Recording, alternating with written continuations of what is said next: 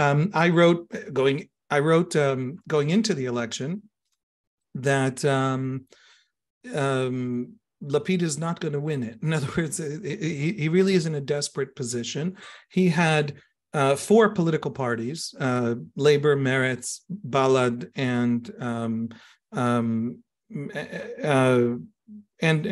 actually five, right? Balad was well below the threshold, and Chadash and Ram were right hovering at the threshold. If any one of them falls under, Balad we knew would be under, but if any one of the others falls under, Netanyahu wins. Now, that basic thing that I wrote, but everybody wrote. I mean, it was very obvious. Lapid was in terrible danger.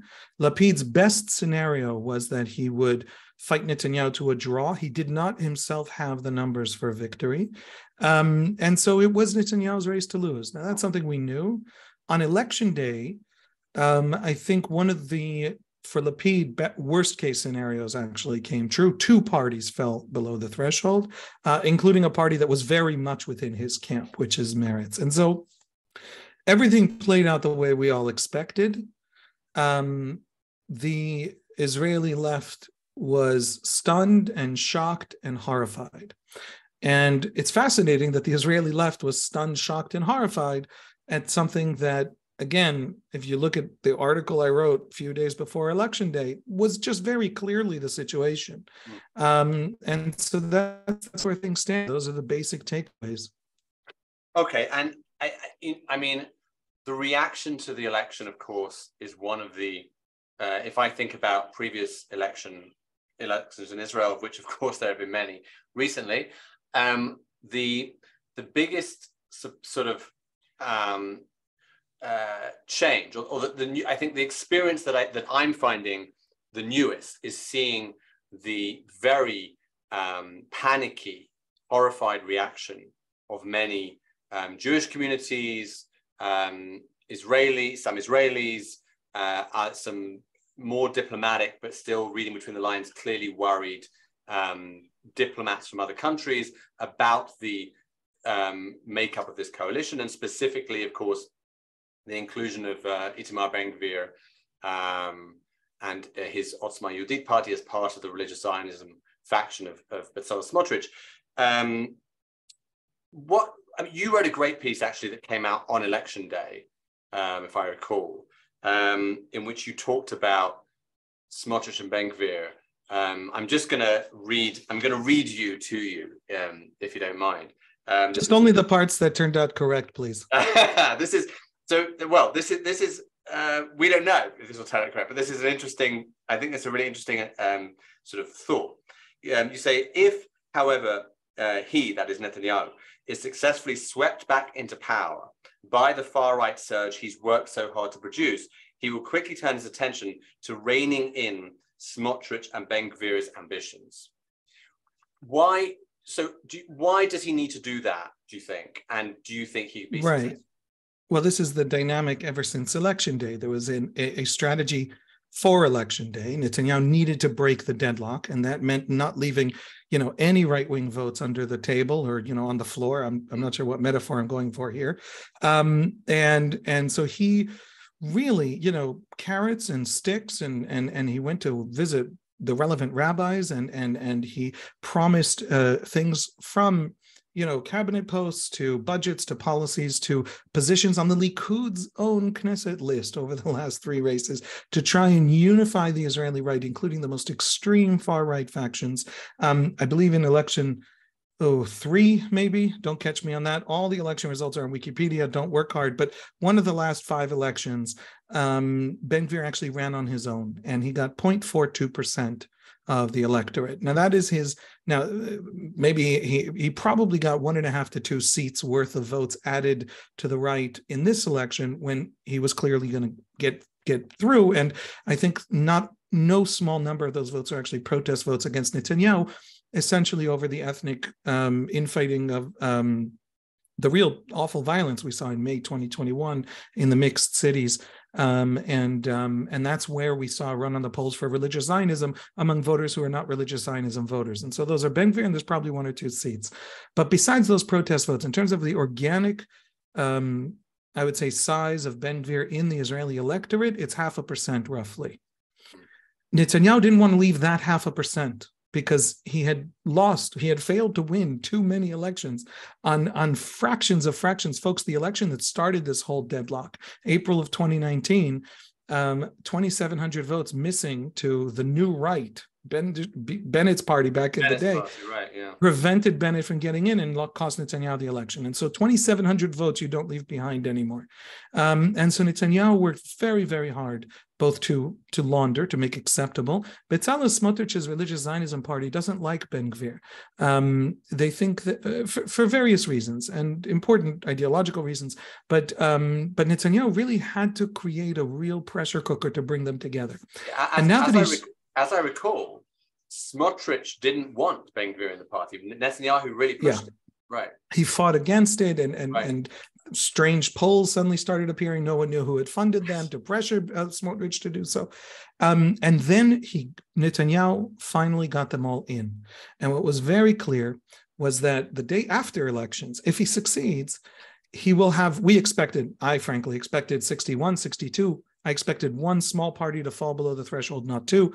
I thought Meretz was going to make it in the end with the Gewalt campaign, if everyone here knows what I'm talking about. If not, don't worry about it. But it was polling roughly like the last time. It did the same strategy, and I expected it to work. It didn't work. But at 61 or 62, there's no question that Netanyahu would have been entirely dependent on Ben-Gvir. And so it's no longer, that up to the election, Netanyahu needs Ben-Gvir to win. The day after the election, Netanyahu is in a straitjacket in which everything in his government is dependent on the support of the most extreme, most right-wing, most, unpalatable for him, for Netanyahu, for years. Netanyahu saw these people as untouchable. Yeah. Part of Israeli politics. And then he has to start wriggling out of that straitjacket. Now folks, not because he's a moderate or a liberal, I'm not justifying, I'm not vindicating. He has profoundly important reasons not to be dependent on Ben-Gvir. He sees as his legacy and has it sort of almost as part of his political identity, things like the Abraham Accords. The Abraham Accords do not advance if he can't, what the Saudis have said publicly. I mean, if nothing happens with the Palestinians, forget about normalization and peace. But the Abraham Accords can't advance if there's tensions on the Temple Mount. Well, if on the other side, Hamas are increasingly the most popular party, and on our side, Ben-Gvir is running Temple Mount as the Minister of Public Security, which is what Ben-Gvir is demanding in the coalition talks, Netanyahu can forget about expanding the Abraham Accords. And so Netanyahu really does need to rule from the center, really does need to rein in all of these far-right forces, and we're seeing that now. By the way, he's slipping. He's had a very terrible time of it. I don't know if everyone here has followed the inside baseball. No reason you should. But just as a taste of what Netanyahu is going through, if you don't like Netanyahu, you should know that his winning is the worst thing that could have happened to him, because he is going to suffer terribly every single day that he has to manage. Folks, can everyone hear me? There it is. Yes, you're back. Okay. Yes, hello. My apologies. I'm going to just go ahead and blame Netanyahu. You say one bad thing about Netanyahu and Smotrich, and now you see why people are worried about the people that are talking about a sort of authoritarian direction of the government. This is what they say.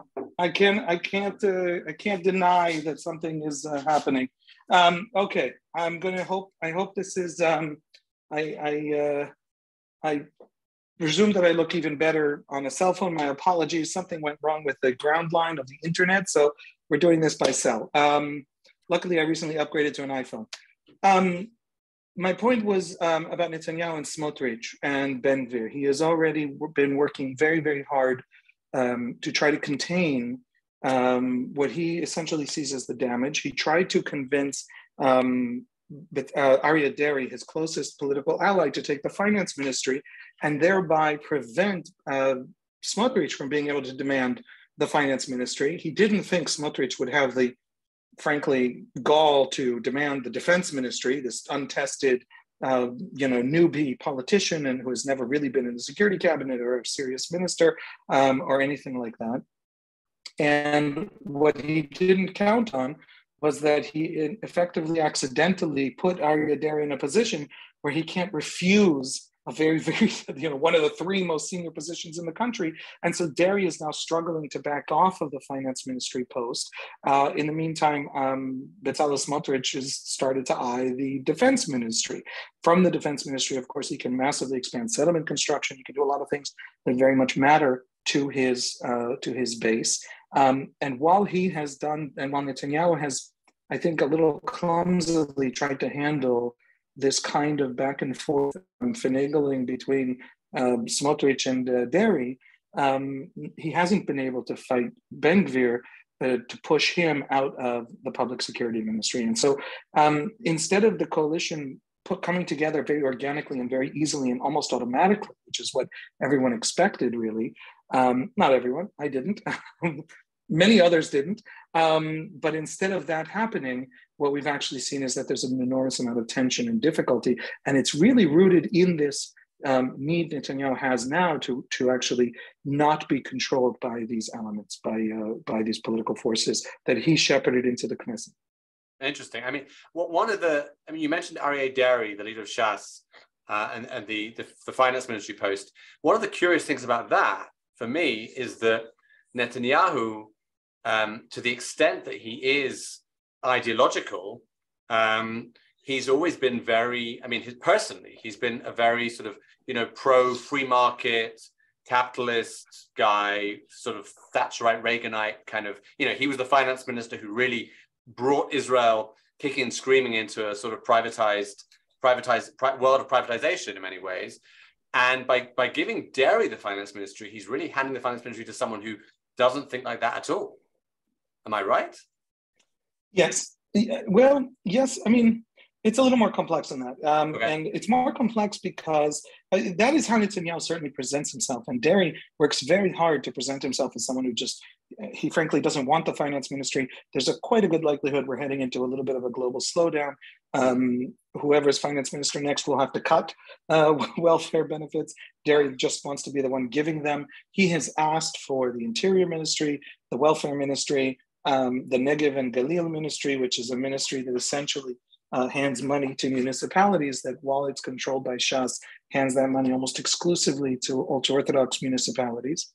But it gets more complex because, first of all, Netanyahu isn't alone in his reforms. Netanyahu deserves pride of place. He's one of the significant economic reformers of Israel. In the 90s, he opened Israel up to foreign direct investment. You used to only be able to transfer, I think it was $10,000 at a time in and out of the country. You can't invest in Israeli high tech in checks of $10,000 increments. And he opened those currency controls, and he did many, many significant reforms. Rabin did many significant reforms before him, including privatization and including other things. And Olmert continued those reforms, et cetera, et cetera. So it's been, I think, the trend. It's part of the identity of the budgets department of the finance ministry, one of the really significant bodies of the Israeli state. Any finance minister, we just saw Lieberman, we saw Israel Katz, all of them continued fundamentally the same basic policies.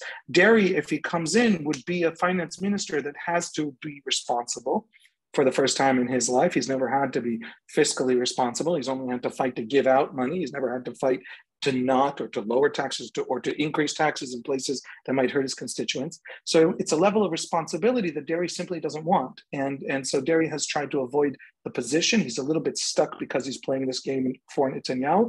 And Netanyahu doesn't want him there because Netanyahu is actually, because every single one of the factions in his absolutely loyal, supportive coalition who've gone with him for 43 months, because they're all on his side and they all back him, people have sort of assumed that they would join in the coalition for free and easily come in. But they all notice that he's quite weak and he can't afford to lose any of them.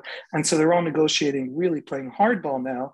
And so Netanyahu is actually left with very little give likud. If you notice, defense is in play, finance is in play, public security is in play, the interior ministry is in play, just about every significant policy agency of the government is in play.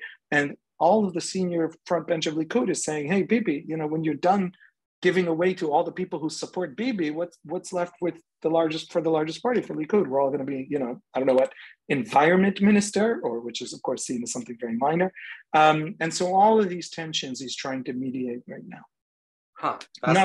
Not successfully so far. Right. Wow. Okay. That's that certainly puts a different perspective on the sort of easy, stable coalition that many of us anticipated. Now, you wrote an article which I mentioned earlier about the Israeli left, which I think is probably one of the articles one of the post-election articles in English that I've seen most retweeted or posted on Facebook. It's a really great analytical piece, and it's called "The Israeli Left Has Lost More Than an Election." And obviously, you mentioned Meretz didn't make it in. Labour got in with, I think, was it 5 seats, 4 or 5 seats. And I think everyone should read it if they haven't already done so. Can you tell us what's the main message of that piece? What's the main sort of idea that you want to get across in that piece? I think the most significant bottom line is that the Israeli body politic, Israeli voting behavior, what are Israeli elections about? The answer, in as much as there is an answer, a simple answer for an election system or for what voters are doing when they go to vote, is tribe. If you think of us as Anglo-Saxons or Westerners, you'll misunderstand how Israeli politics work. Almost more than any other Western democracy, almost more than any democracy in the world, Israeli children, young Israelis, vote the way their parents voted. Again, we're world leaders on that. There's studies out from IDI and research on this. And the reason is that we are a society deeply, deeply divided into factions that divide along religious, ethnic, cultural lines. Every Israeli knows this. My apologies for saying something so fundamental to the Israelis in the room that you don't know it needs to be said, but it needs to be said because it shapes so much of us and is something not understood well by people watching us from outside. When Israelis vote, we have one of the simplest electoral systems in the world. The entire country is a single constituency. An Israeli voter literally only has one choice, which is a party list. And not only is that interesting that they can only choose the party, the vast majority of actual members of Knesset don't get chosen by even in a primary. And so Israelis don't directly elect their Knesset, they directly elect party lists, and those party lists are seen by Israeli society as reflecting these cultural tribes. Now, these are profound tribes. This is the deepest structure of Israeli society. The religious Zionists all think a certain way. I mean, there's diversity within religious Zionism, but nevertheless, there is a characteristic culture of religious Zionism. There is, they live apart generally. This is even more true of the ultra-Orthodox, Sephardi and Ashkenazi live apart. They have separate school systems. Secular left-wing Israelis live in their own geographic concentrations, have their own separate school systems, and vote for their own parties. And so Israeli elections are essentially a way of testing the tribal divides of Israeli society at that given moment, delivering that relative demographic power to the Knesset, and then in the Knesset, negotiating and mediating the relationship of those different tribes. And I say all that just to say that the left is losing this battle over the long term very, very quickly. And it's losing it essentially because it's not having as many children as the other tribes. Secular Israeli women have, the data is somewhere between 2 and 2.5. It depends who you define as secular, where you put the traditional, but roughly between 2 and 2.5 children per woman. Religious Zionist is 3.9 or 4 children per woman, and the ultra-Orthodox are somewhere at 6.25 or 6.5 per woman. And so almost with every election, the political reality, because it's so deeply embedded in the demographic reality, tilts in the direction of more religious, more traditional groups, subcultures, tribes of Israeli society. By the way, this is basically what's Middle Eastern about us. In other words, this is exactly how Lebanon works. This is exactly how Iraq works. It is easy to forget, especially speaking English, where in English discourse about Israel, Israel is often seen through this prism of American Jewish discourse, as if we're some kind of slightly more tanned version of American Jewry, that in fact, more than half of the Jews in this country come from the Arab world. And of course, the Arabs in this country come from the Arab world. And so a large majority of Israelis come from the Arab world. And in many of the deepest, most fundamental assumptions we make about identity and politics, we fit into the Middle East more than we fit into the West.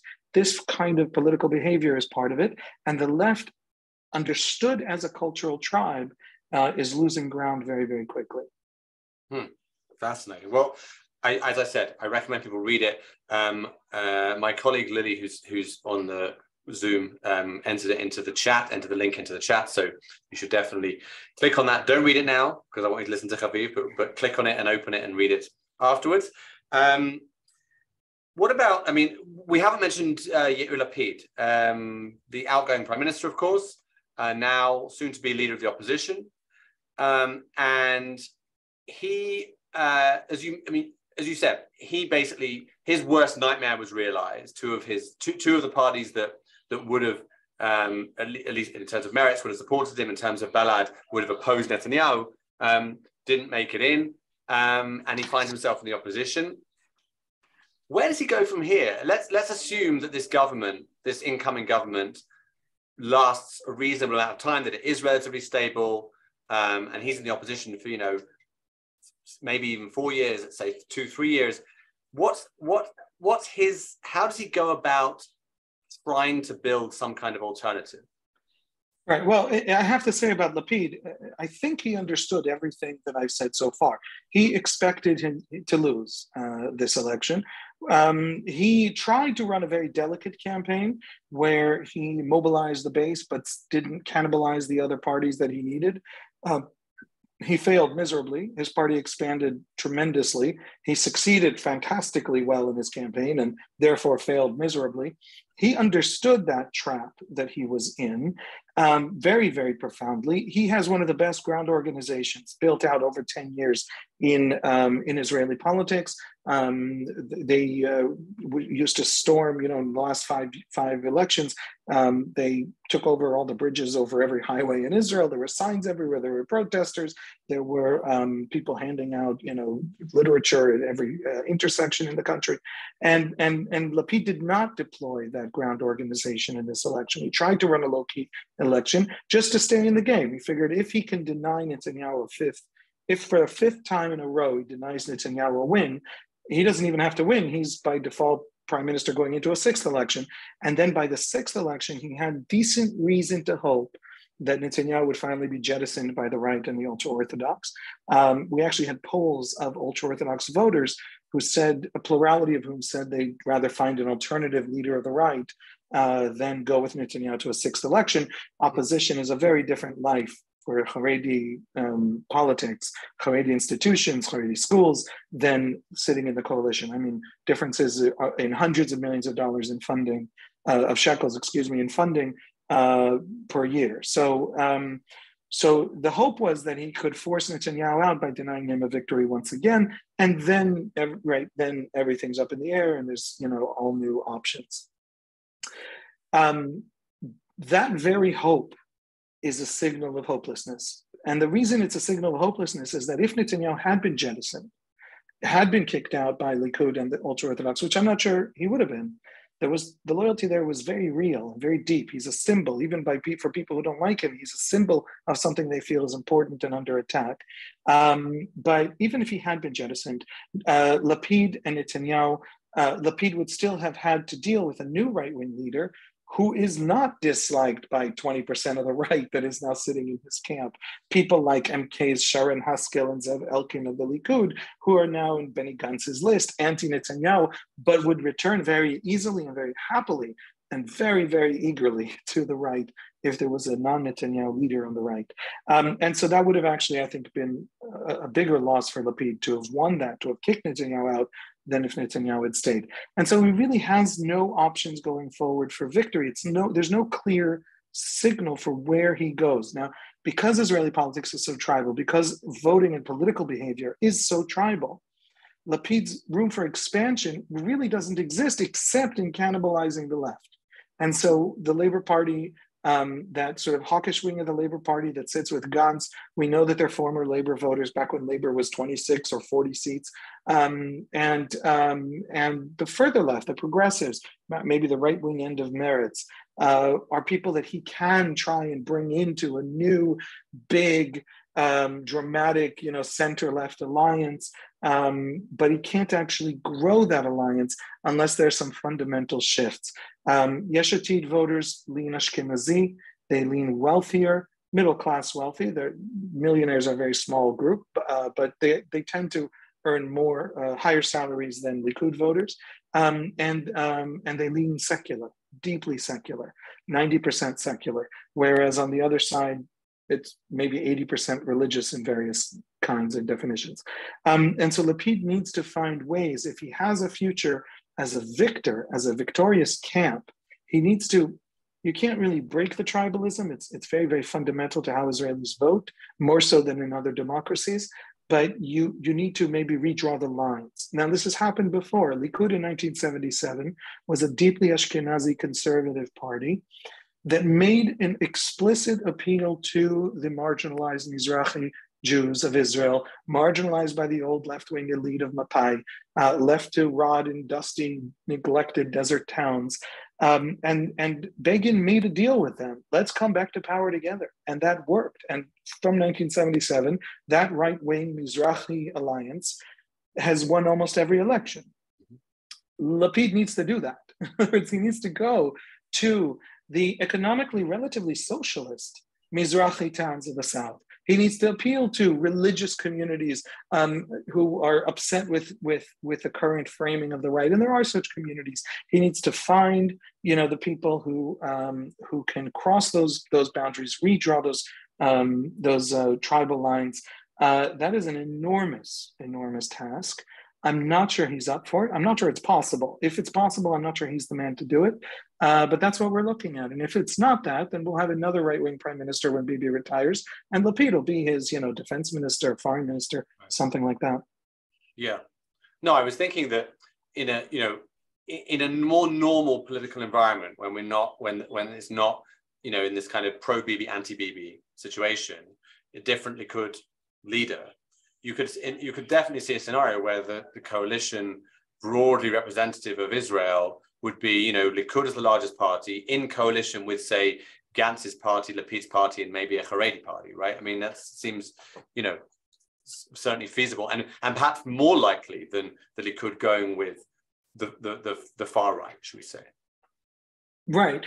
I have to say, we're hearing a lot about the terrible danger to Israeli democracy represented in Smotrich and Ben-Gvir, but we're seeing no commensurate willingness on the self-described democratic camp, fearing for Israeli democracy, to jump in and save the country by replacing Ben-Gvir at Netanyahu's side, by allowing Netanyahu to jettison religious Zionism. And that's because people like Lapid, people like Gantz, not only do they not think deeply in their heart of hearts that Israeli democracy is genuinely threatened, but in fact, they want Netanyahu to suffer. They want him to sleep in the bed that he made. They want massive subsidies to go to the ultra-Orthodox in ways that create a lot of resentment in other camps, including Likud's own liberal wing, which is a significant part of Likud. Probably 30% of Likud voters say in polls that they're secular. So that part of Likud is not happy about massive increases to entitlements to the 52, I believe, % of Haredi men who don't join the workforce. And so they want Netanyahu to have to deal with the coalition he built.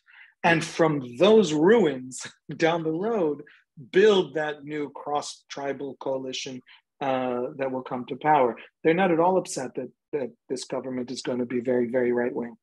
Interesting. Okay. So final question for me before I turn to the audience. So you mentioned the whole threat to democracy question.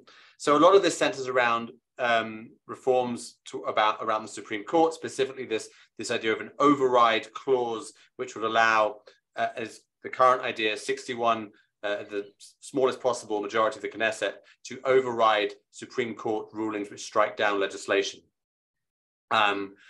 And depending on who you read or you ask, either this will be a great benefit for Israeli democracy because it's giving priority to the elected representatives rather than the unelected court, or, as you've said, or you've referred to at least, is a disaster for Israeli democracy because it removes separation of powers allegedly, and a coalition of just 61 members of Knesset will basically be able to do whatever it wants without any checks or balances, because Israel doesn't have this kind of framework of checks and balances that, say, the United States has. So you've already made clear that you don't believe that you certainly don't go along with it being such a threat to democracy.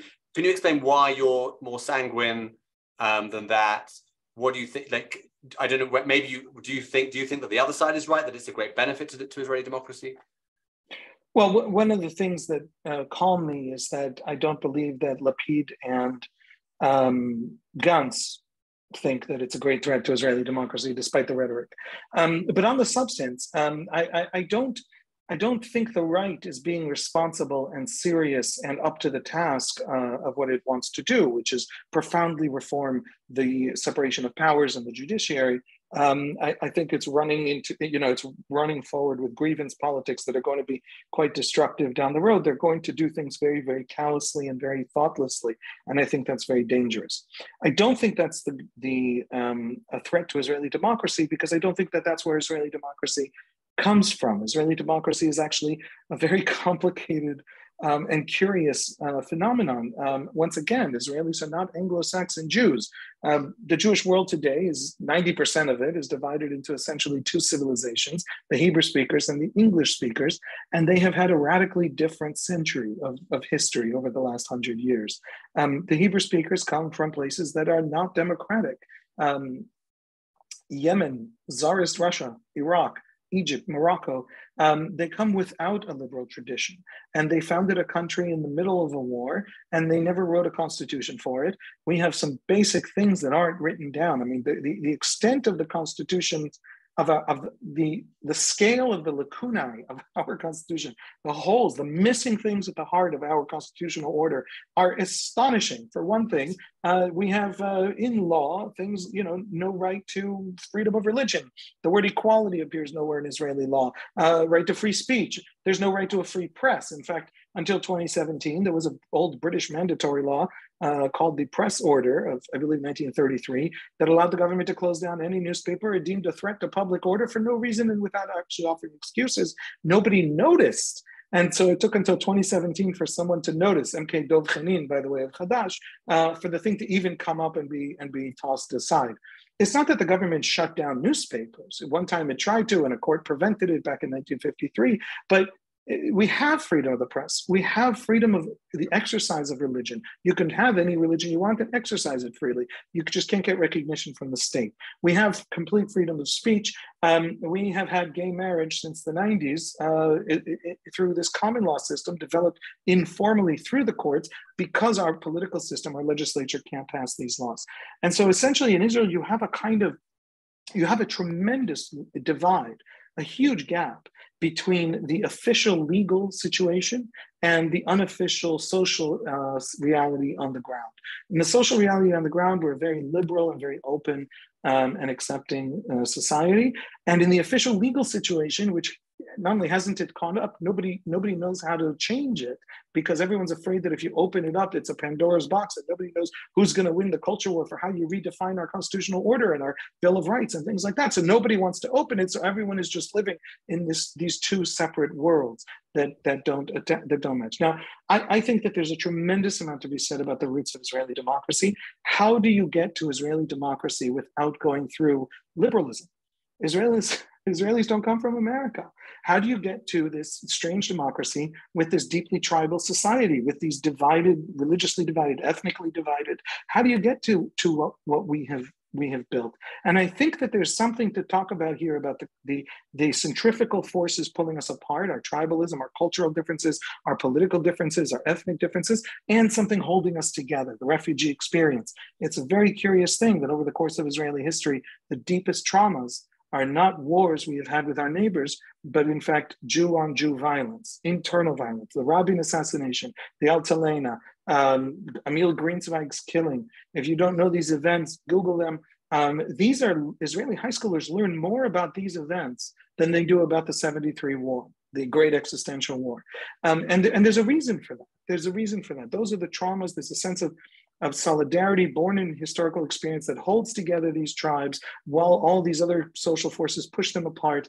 And Israeli democracy, mediated through an electoral system that favors this tribalism, forgive the professorial speech, I'm stopping it right now, is in fact the pull and push of these tensions that has developed within it all these informal institutions. This is how British democracy came about, not in the last century, but 800 years ago at the Magna Carta, where deep social realities, forces that could not triumph over the other. No tribe in Israel has ever been a majority on their own, actually ended up at this deadlock that over centuries developed institutions to mediate the deadlock.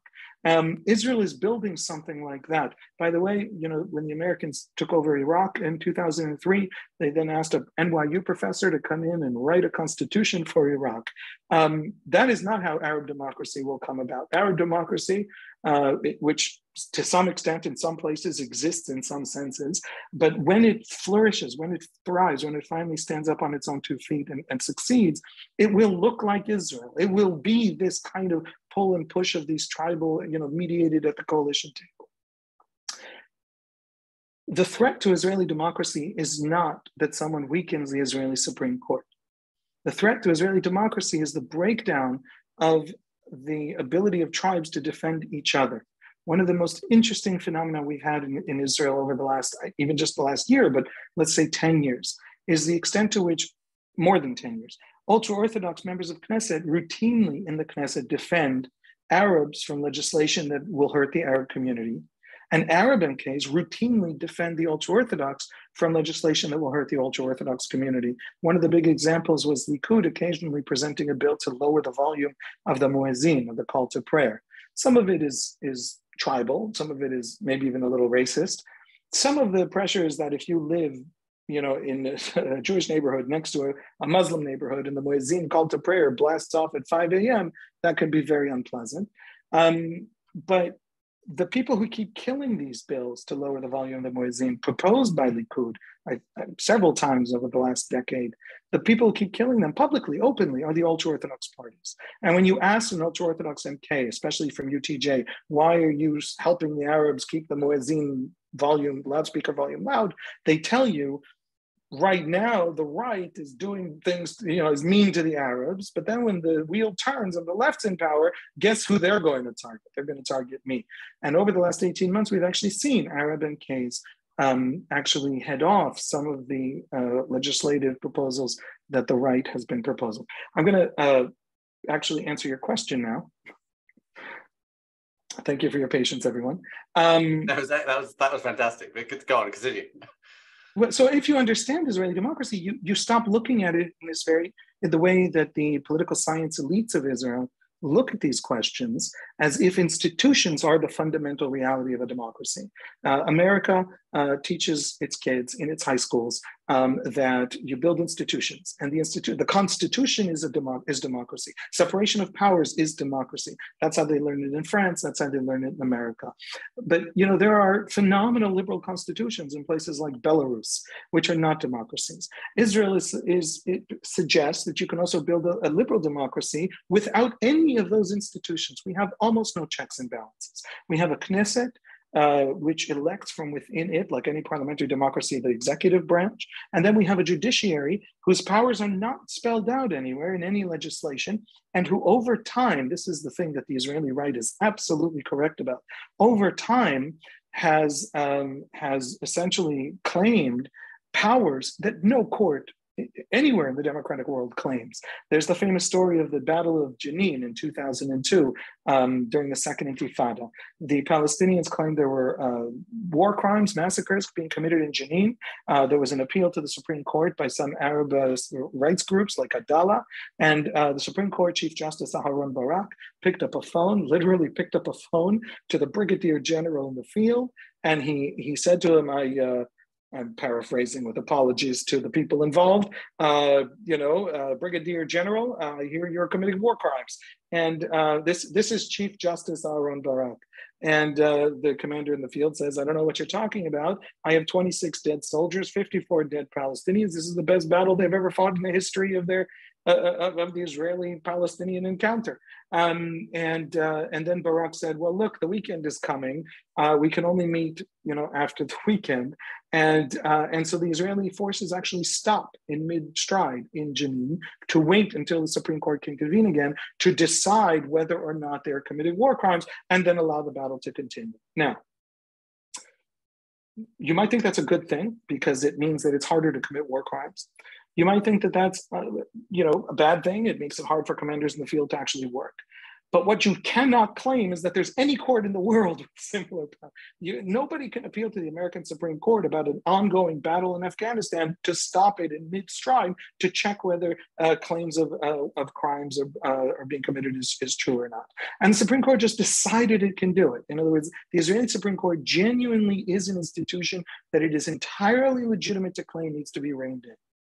But the Israeli right is coming into power now and saying, for specific reasons, what we want to do is say that anything the Supreme Court rules is wrong, is unconstitutional, is immoral, I don't know what, there are various standards of reasonability and all this other stuff that we don't have to get into.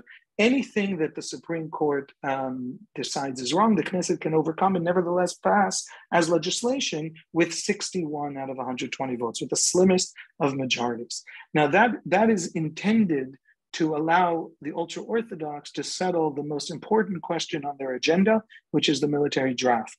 There have been many, many proposals for the military draft, the Tal law and different laws, and the ultra-Orthodox are very keen on preventing new legislation or the court from the court has repeatedly thrown out these bills, and the ultra-Orthodox parties are, now that they have this very right-wing majority, are saying we're settling the draft thing forever. And we have to settle it in a way that the Supreme Court can't possibly overturn it once more after a half dozen times that the Supreme Court has overturned legislation the Knesset has passed on this question. And so they want a 61 override bill to guarantee the draft. That 61 override bill, however, means that this coalition will be able to make any decision it wants with no other institution anyone can find to protect any minority that they are trying to, right? So unless someone from within the coalition pops up and says, hey, this is too far, there's literally no institutional power that can stop them.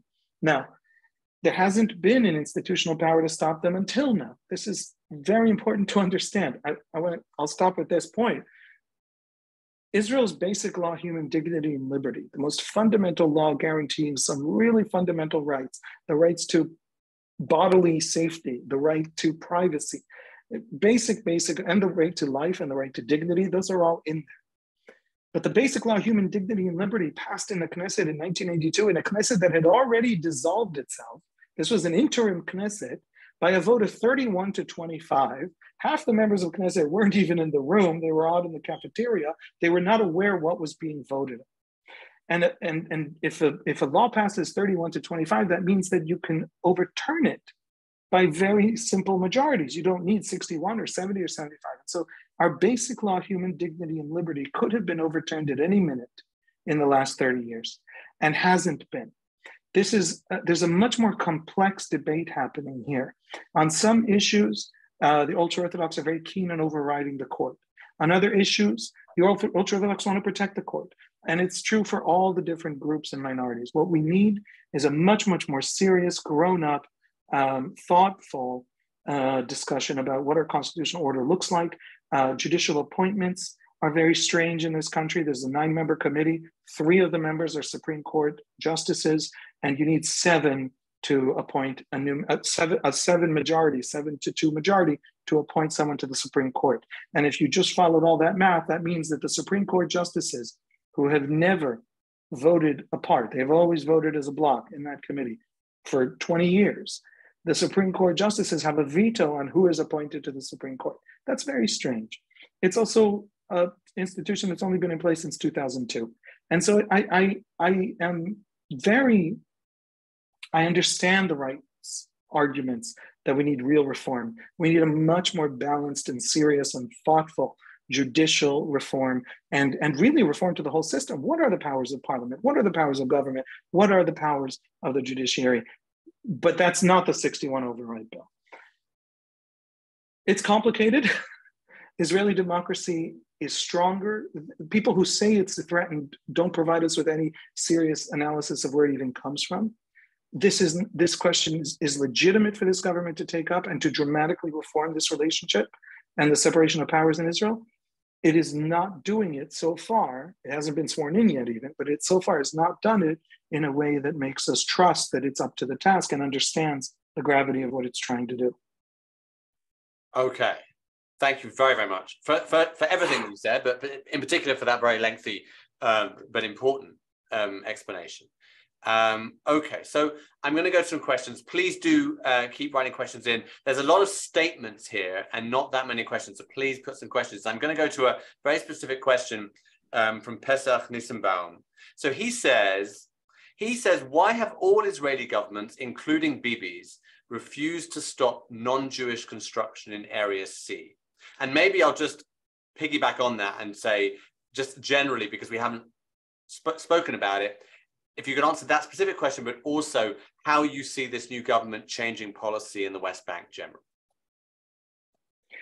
Yeah, the question of Area C is very complicated, and it's Israel's fault that it's complicated, and that's Israeli right and the Israeli left alike. Israel claims that it has not annexed the land. It does not claim civil control over the land. It claims to be giving Fourth Geneva protections to the non-Israeli residents of the area.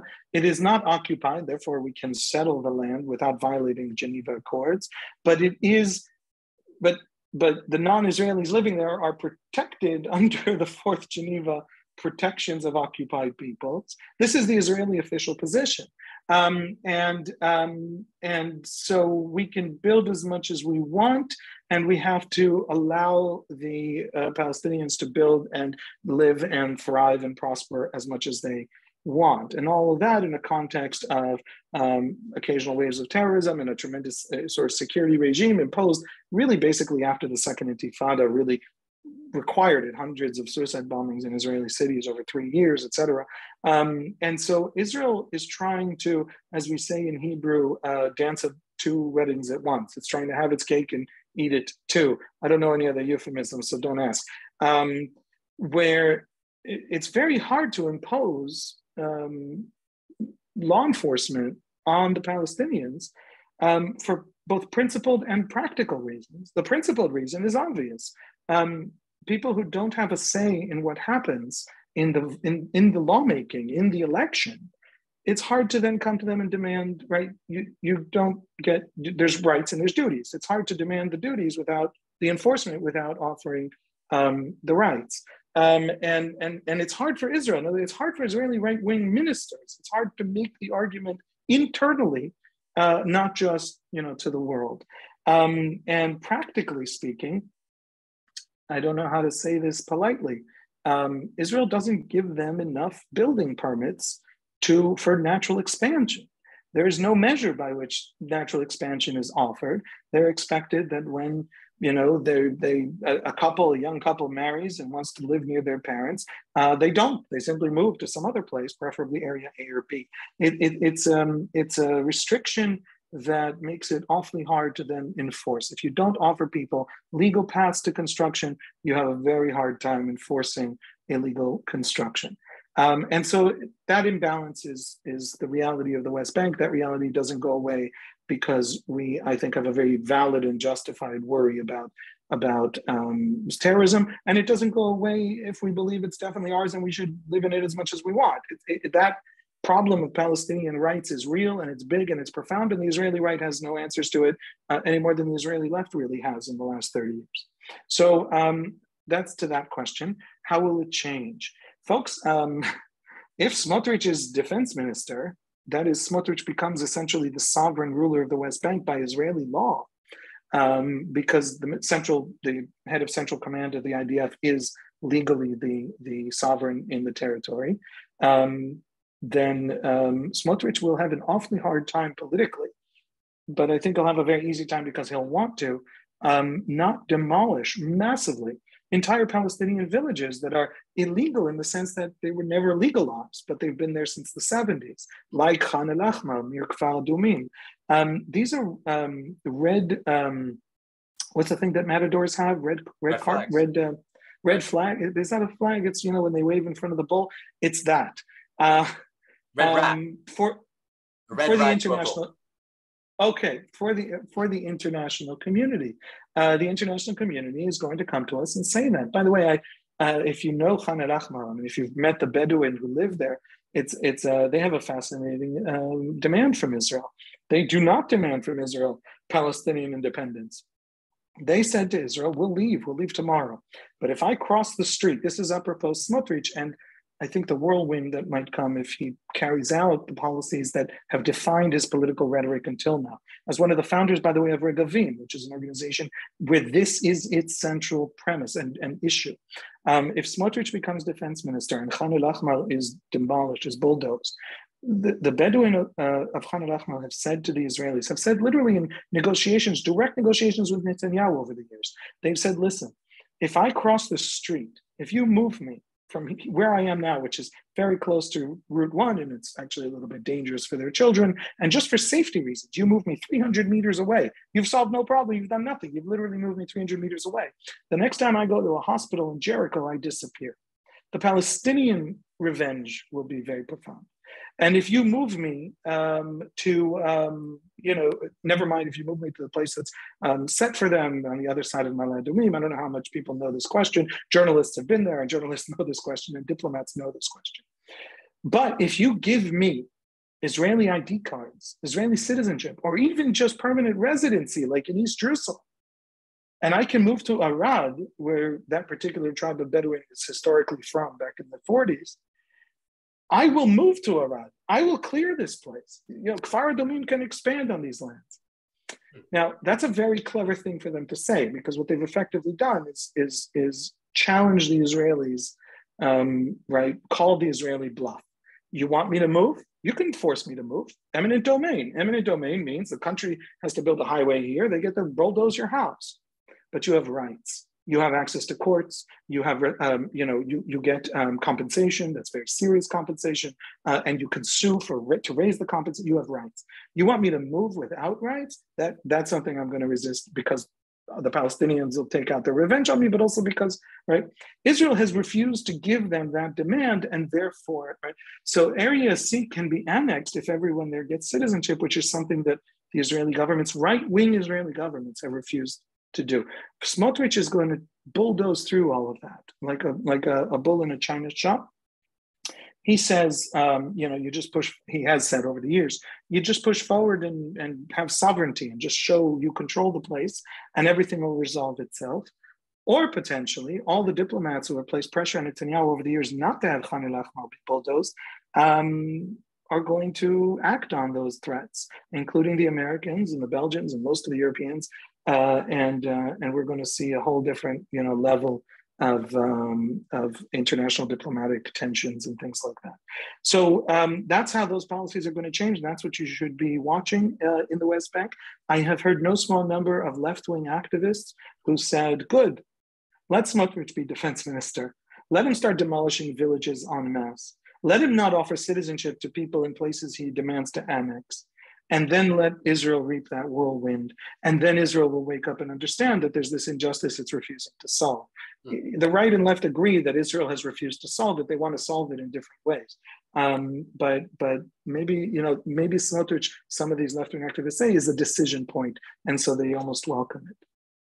Fascinating. All right. Let's have, I think we'll do one more question. So there's a question here from Neville Berman. So he talks about how as a result of in these elections and partly because of Palestinian terror. He talks about how the left has declined in relation to Palestinian terror, but also that the Israeli public did not turn to the Likud, but rather to the extreme right, he says. How can the situation not lead to a rift between the US administration and the large US Jewish lobby and Israel? Is Israel facing a cold shoulder in the US? So there's the broader question here, I think, of Israel's relationship with the United States in the wake of these elections. Yeah, we're not sure how this will play out with the Biden administration. Netanyahu is very comfortable for the Biden administration because it makes it very easy to not like the Israeli government, to fight the Israeli government. The Biden administration was very, very careful with the Bennett-Lapid government because it frankly was very fragile and it didn't want it to fall. And so Biden is an old hand, For 40 years now, Biden has been in American politics, and he's never run a race where he wasn't underestimated, where people expected him to do a certain level of, a certain way, and he actually surpassed that tremendously. He's been a senator, one of the more influential senators, especially in foreign policy, a longtime chairman of the Foreign Affairs Committee, and then vice president and then president, all while being underestimated and presumed dead in the water by people. And he has that long record and that long memory, and he remembers everything that happened between Netanyahu and the Obama administration. Some of it happened around him, right? When he came to visit, and that's when some declaration of new settlements or whatever. Biden is very, very happy. Biden wants more liberal governments around the world. He prefers them to more conservative governments, just to clarify. But if you're going to have in Israel, where you have within the Democratic Party a lot of pressure from the progressives to put pressure on Israel, it's better to have in Israel you're in any case eager to put pressure on, which is the Netanyahu Israel. And so I suspect that this will be very comfortable for them to pick these fights. I don't think it's an accident that the FBI announcement that it's going to investigate the killing of this Al Jazeera journalist, Shireen Abu Akleh, came out in this interstitial period, after we already know Lapid is lost and right before Netanyahu. I don't think the timing of that is accidental. There's a tremendous amount of pressure within the Democratic Party on that question as a symbol. I have been very critical, even a little more than critical. I think it's a little bit, it's silly to the point of immoral how American foreign policy keeps chasing after these moral baubles. These are real moral questions. Khashoggi, the Saudi journalist, is a profound moral question.